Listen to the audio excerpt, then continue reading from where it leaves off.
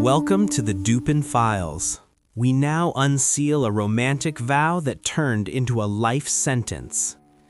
When we are young and in love, we say dramatic things. We swear we will love our partner forever.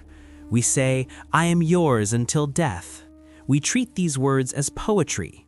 But what if the universe treats them as a legally binding contract? And what if, when you decide to break that contract and walk away, the other party refuses to let you go? We are investigating The Cold Embrace by Mary E. Braddon. It is the story of a young artist who abandons his fiancée for the bright lights of the city. He thinks he left her behind, but he is about to learn that a broken heart can reach across the grave to pull you down into the dark. The ring is on his finger. The temperature is dropping. Let's open the file. He was an artist. Such things as happen to him happen sometimes to artists. He was a German. Such things as happen to him happen sometimes to Germans. He was young, handsome, studious, enthusiastic, metaphysical, reckless, unbelieving, heartless. And being young, handsome, and eloquent, he was beloved. He was an orphan, under the guardianship of his dead father's brother, his uncle Wilhelm, in whose house he had brought up from a little child. And she who loved him was his cousin Gertrude, whom he swore he loved in return. Did he love her? Yes, when he first swore it. It soon wore out, this passionate love. How threadbare and wretched a sentiment it became at last in the selfish heart of the student. But in its first golden dawn, when he was only 19 and had just returned from his apprenticeship to a great painter at Antwerp, and they wandered together in the most romantic outskirts of the city at rosy sunset, by holy moonlight, or bright and joyous morning, how beautiful a dream! They keep it a secret from Wilhelm, as he has the father's ambition of a wealthy suitor for his only child, a cold and dreary vision beside the lover's dream. So they are betrothed, and standing side by side, when the dying sun and the pale rising moon divide the heavens, he puts the betrothal ring upon her finger, the white and taper finger, whose slender shape he knows so well. This ring is a peculiar one, a massive golden serpent, its tail in its mouth, the symbol of eternity. It had been his mother's, and he would know it amongst 1,000. If he were to become blind tomorrow, he could select it from amongst 1,000 by the touch alone. He places it on her finger, and they swear to be true to each other forever and ever, through trouble and danger, sorrow and change, in wealth or poverty. Her father must needs be one to consent to their union by and by, for they were now betrothed, and death alone could part them. But the young student, the scoffer at revelation, yet the enthusiastic adorer of the mystical, asks, "Can death part us? I would return to you from the grave, Gertrude. My soul would come back to be near my love. And you, if you died before me, the cold earth would not hold you from me. If you loved me, you would return, and again these fair arms would be clasped round my neck, as they are now." But she told him, with a holier light in her deep blue eyes than had ever shone in his, she told him that the dead who die at peace with God are happy in heaven, and cannot return to the troubled earth, and that it is only the suicide, the lost wretch, on whom sorrowful angels shut the door of paradise, whose unholy spirit haunts the footsteps of the living. The first year of their betrothal is past, and she is alit a holier light in her deep blue eyes than had ever shone in his. She told him that the dead who die at peace with God are happy in heaven, and cannot return to the troubled earth, and that it is only the suicide, the lost wretch, on whom sorrowful angels shut the door of paradise. The first year of their betrothal is past, and she is alone, for he is gone to Italy on a commission for some rich man to copy Raphael's, Titian's, Guido's in a gallery at Florence. He is gone to win fame, perhaps, but it is not the less bitter. He is gone. Of course, her father misses his young nephew, who has been as a son to him, and he thinks his daughter's sadness no more than a cousin should feel for a cousin's absence. In the meantime, the weeks and months pass. The lover writes, often at first, then seldom, at last, not at all. How many excuses she invents for him! How many times she goes to the distant little post office to which he is to address his letters! How many times she hopes only to be disappointed! How many times she despairs only to hope again! But real despair comes at last, and will not be put off any more. The rich suitor appears on the scene, and her father is determined. She is to marry at once. The wedding day is fixed, the 15th of June. The date seems burnt into her brain. The date, written in fire, dances forever before her eyes. The date, shrieked by the Furies, sounds continually in her ears. But there is time yet. It is the middle of May. There is time for a letter to reach him at Florence. There is time for him to come to Brunswick, to take her away and marry her, in spite of her father, in spite of the whole world. But the days and weeks fly by, and he does not write. He does not come. This is indeed despair which usurps her heart and will not be put away. It is the 14th of June. For the last time she goes to the little post office. For the last time she asks the old question, and they give her for the last time the dreary answer, no, no letter. For the last time, for tomorrow is the day appointed for her bridal. Her father will hear no entreaties. Her rich suitor will not listen to her prayers.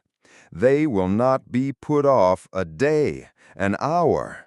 Tonight alone is hers, this night which she may employ as she will. She takes another path than that which leads home. She hurries through some by-streets of the city, out onto a lonely bridge, where he and she had stood so often in the sunset, watching the rose-colored light glow, fade, and die upon the river. He returns from Florence. He had received her letter, that letter blotted with tears, entreating, despairing. He had received it, but he loved her no longer. A young Florentine who has sat to him for a model had bewitched his fancy, that fancy which with him stood in place of a heart, and Gertrude had been half forgotten. If she had a rich suitor, good, let her marry him. Better for her, better far for himself. He had no wish to fetter himself with a wife. Had he not his art always, his eternal bride, his unchanging mistress? Thus he thought it wiser to delay his journey to Brunswick, so that he should arrive when the wedding was over, arrive in time to salute the bride. And the vows, the mystical fancies, the belief in his return, even after death, to the embrace of his beloved. Oh, gone out of his life, melted away forever, those foolish dreams of his boyhood. So, on the 15th of June, he enters Brunswick, by that very bridge on which she stood, the stars looking down on her, the night before. He strolls across the bridge and down by the water's edge, a great rough dog at his heels, and the smoke from his short meerschaum pipe curling in blue wreaths fantastically in the pure morning air. He has his sketchbook under his arm, and attracted now and then by some object that catches his artist's eye, stops to draw. A few weeds and pebbles on the river's brink, a crag on the opposite shore, a group of pollard willows in the distance. When he is done, he admires his drawing, shuts his sketchbook, empties the ashes from his pipe, refills from his tobacco pouch, sings the refrain of a gay drinking song, calls to his dog, smokes again, and walks on. Suddenly, he opens his sketchbook again. This time, that which attracts him is a group of figures. But what is it? It is not a funeral, for there are no mourners. It is not a funeral, but a corpse lying on a rough bier, covered with an old sail, carried between two bearers. It is not a funeral, for the bearers are fishermen in their everyday garb. About 100 yards from him, they rest their burden on a bank. One stands at the head of the bier, the other throws himself down at the foot of it, and thus they form a perfect group. He walks back 2 or 3 paces, selects his point of sight, and begins to sketch a hurried outline. He has finished it before they move. He hears their voices, though he cannot hear their words, and wonders what they can be talking of. Presently he walks on and joins them. You have a corpse there, my friends. He says, yes, a corpse washed ashore an hour ago. Drowned? Yes, drowned. A young girl, very handsome. Such drowned holiday, says the painter.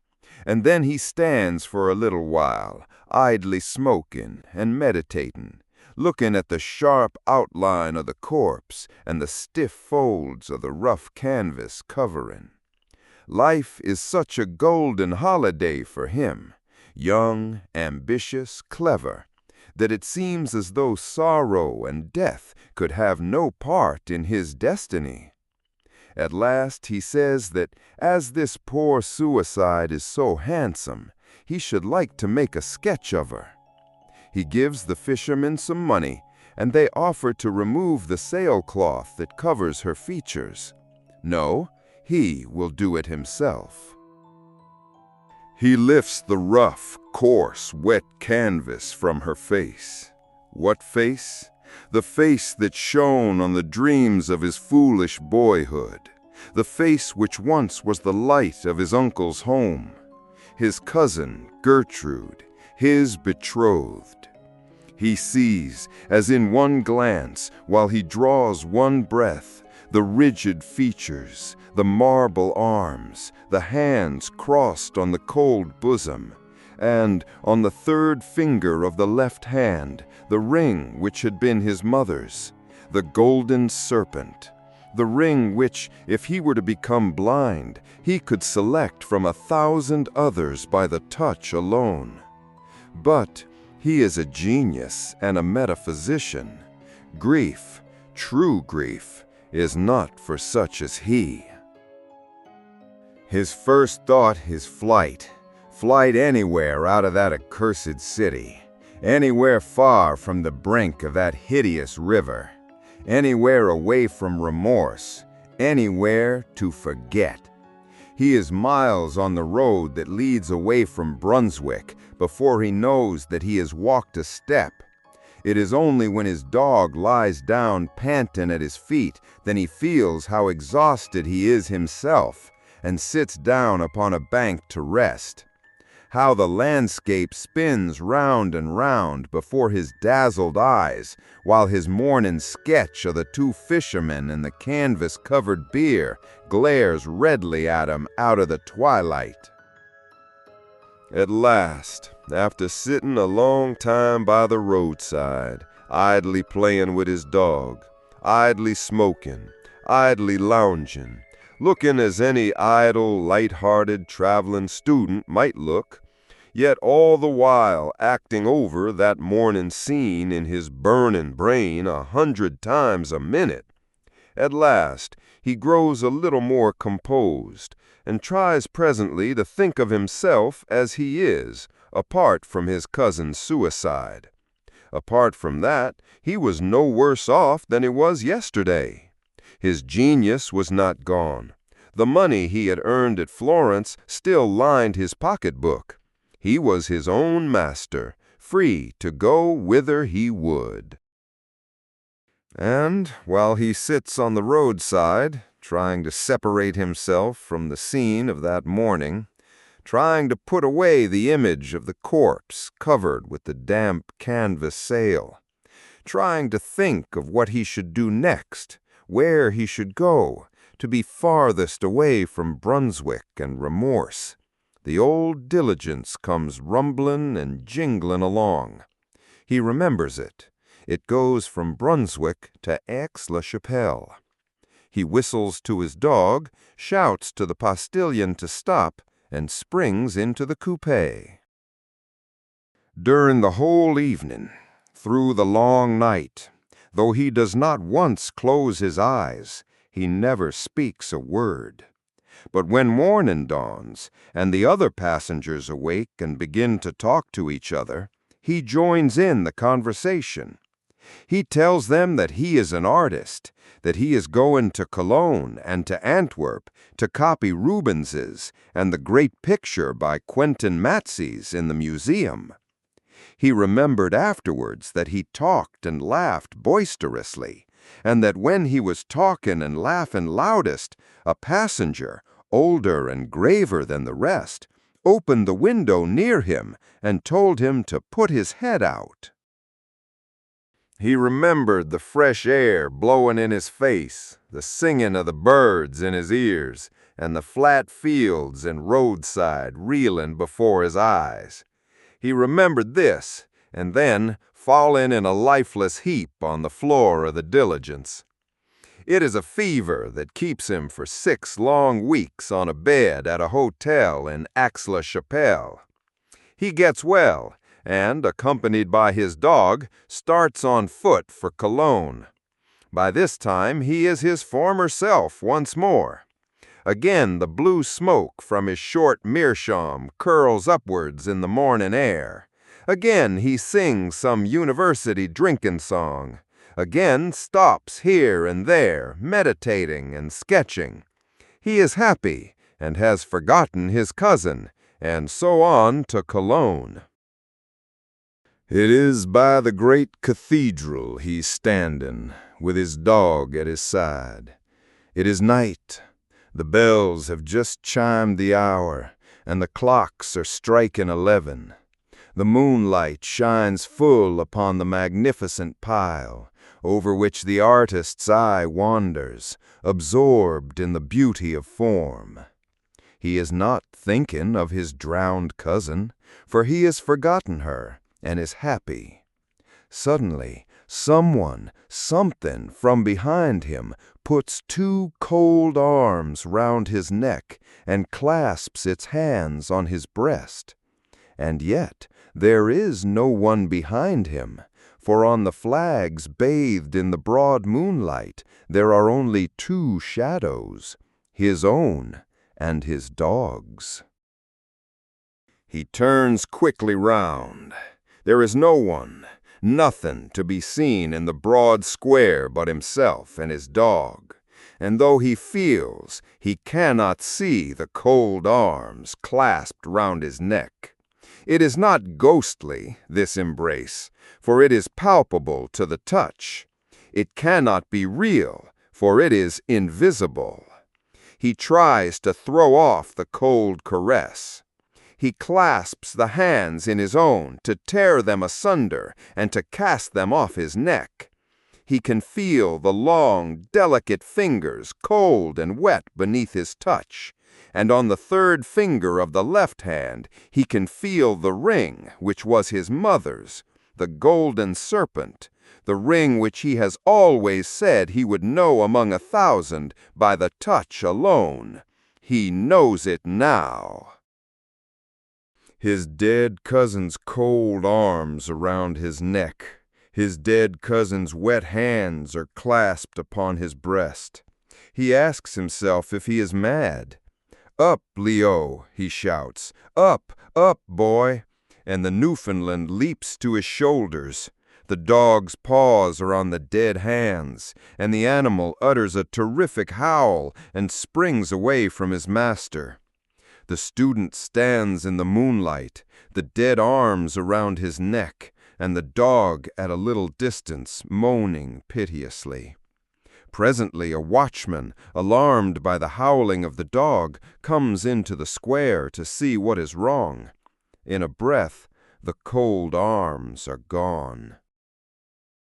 He takes the watchman home to the hotel with him and gives him money. In his gratitude, he could have given that man half his little fortune. Will it ever come to him again, this embrace of the dead? He tries never to be alone. He makes 100 acquaintances and shares the chamber of another student. He starts up if he is left by himself in the public room at the inn where he is staying, and runs into the street. People notice his strange actions and begin to think that he is mad. But, in spite of all, he is alone once more. For one night, the public room being empty for a moment, when on some idle pretense he strolls into the street is empty too, and for the second time he feels the cold arms round his neck.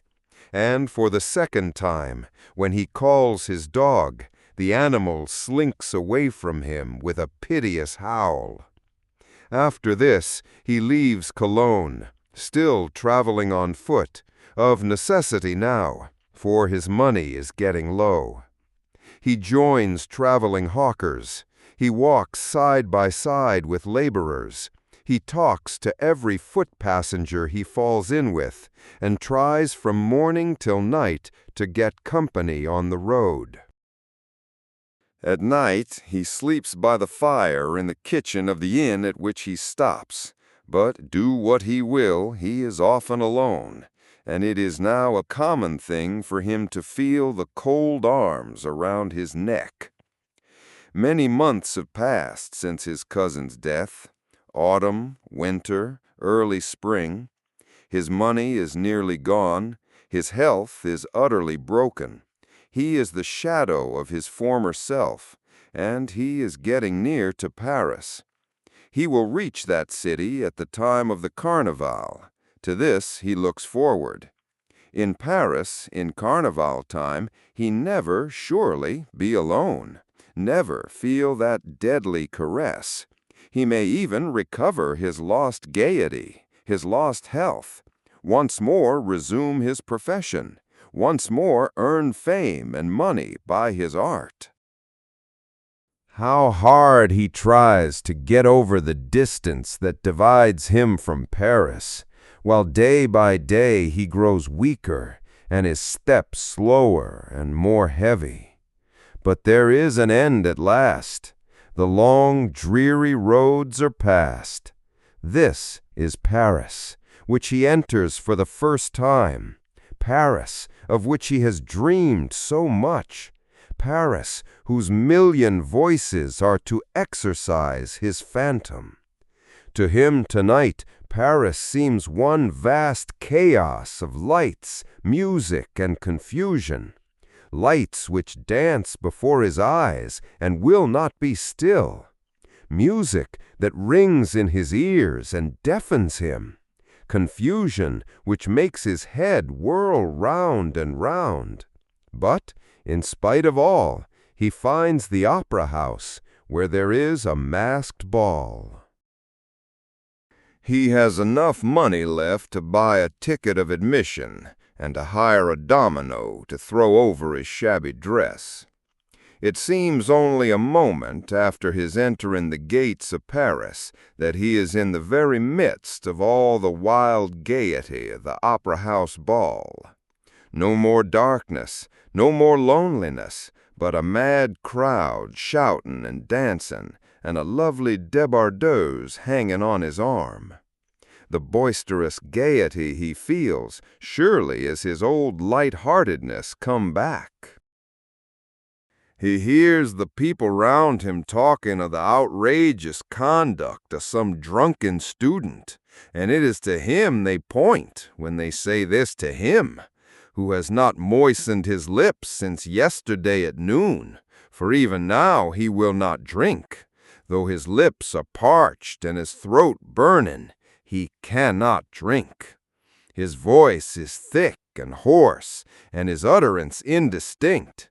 But still, this must be his old light-heartedness come back that makes him so wildly gay. The little debardeuse is wearied out. Her arm rests on his shoulder, heavier than lead. The other dancers, one by one, drop off. The lights in the chandeliers, one by one, die out. The decorations look pale and shadowy in that dim light, which is neither night nor day. A faint glimmer from the dying lamps, a pale streak of cold gray light from the newborn day, creeping in through half-open shutters. And by this light the bright-eyed debardeuse fades sadly. He looks her in the face. How the brightness of her eyes dies out. Again he looks her in the face. How white that face has grown. Again, and now it is the shadow of a face alone that looks in his. Again, and they are gone, the bright eyes, the face, the shadow of the face. He is alone, alone in that vast saloon. Alone, and in the terrible silence, he hears the echoes of his own footsteps in that dismal dance which has no music but the beating of his breast. For the cold arms are round his neck. They whirl him round. They will not be flung off or cast away. He can no more escape from their icy grasp than he can escape from death. He looks behind him. There is nothing but himself in the great empty salle, but he can feel, cold, death-like, but oh, how palpable, the long, slender fingers and the ring which was his mother's. He tries to shout, but he has no power in his burning throat. The silence of the place is only broken by the echoes of his own footsteps in the dance from which he cannot extricate himself. Who says he has no partner? The cold hands are clasped on his breast, and now he does not shun their caress. No, one more polka if he drops down dead. The lights are all out, and half an hour after, the gendarmes come in with a lantern to see that the house is empty. They are followed by a great dog that they have found seated howling on the steps of the theater. Near the principal entrance, they stumble over the body of a student who has died from want of food, exhaustion, and the breaking of a blood vessel.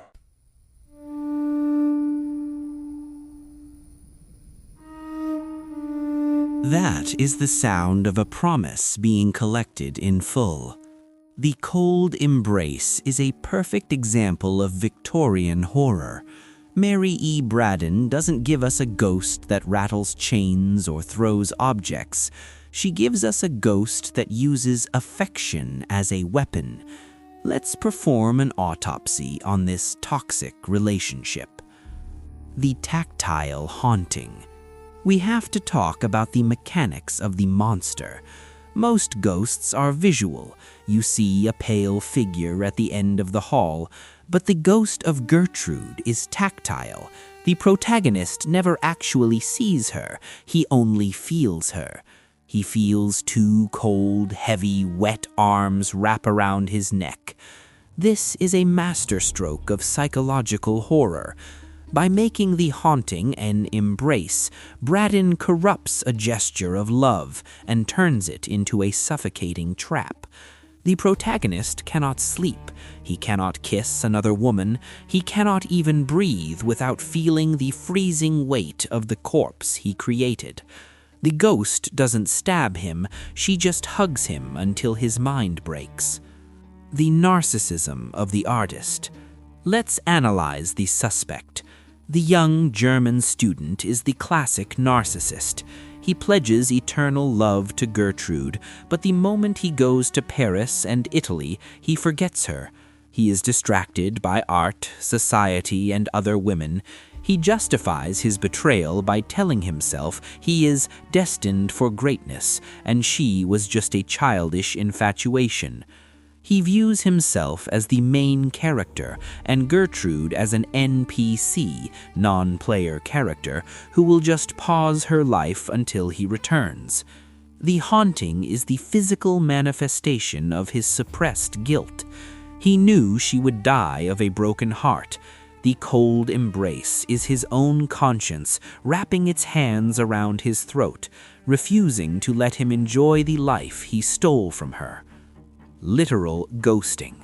Let's bring this into the modern day. The student abandons Gertrude without a word. He stops writing letters. He moves on. Today, we call this ghosting. We cut off communication and assume the other person will just disappear. We treat human connections as disposable. The cold embrace is the ultimate revenge fantasy for everyone who has ever been ghosted. Gertrude flips the script. You ghosted me? Fine, I will become an actual ghost. I will attach myself to your nervous system. Every time you try to date someone new, every time you try to be happy, I will be there to remind you of the damage you did to her. Mary E. Braddon was known as the queen of sensation fiction. She was a massive bestseller, often outselling her male contemporaries. Male critics of the time hated her work. They called it trashy and melodramatic because she wrote about big emotions, lust, betrayal, and revenge. But Braddon understood human psychology perfectly. She knew that the scariest place in the world wasn't a dark forest. It was the inside of a bad marriage or a broken engagement. She weaponized domesticity. The ending is a perfect symmetrical execution. The student is driven mad by the invisible arms. He wanders the earth, but the weight gets heavier and colder. Finally, he returns to the exact spot where Gertrude drowned herself, and he throws himself into the water. The contract is fulfilled. He promised to be hers until death, and the universe made sure he kept his word. Question for the archive. The student made a vow of eternal love when he was young and naive. He grew up, changed his mind, and wanted to live his life. So here is the question. Should we be held accountable for the promises we make when we are young? Gertrude killed herself because he broke his vow. Is he a murderer who deserves the haunting? Or was Gertrude dangerously codependent, and the haunting is just the tragedy of a man who realized too late that you cannot control how deeply someone else loves you? Drop your verdict in the comments. There are many more vows waiting in the dark. Unlock the complete ad-free archive and exclusive analysis by joining the Dupin Files. Thank you for listening. and watch who you promise forever to.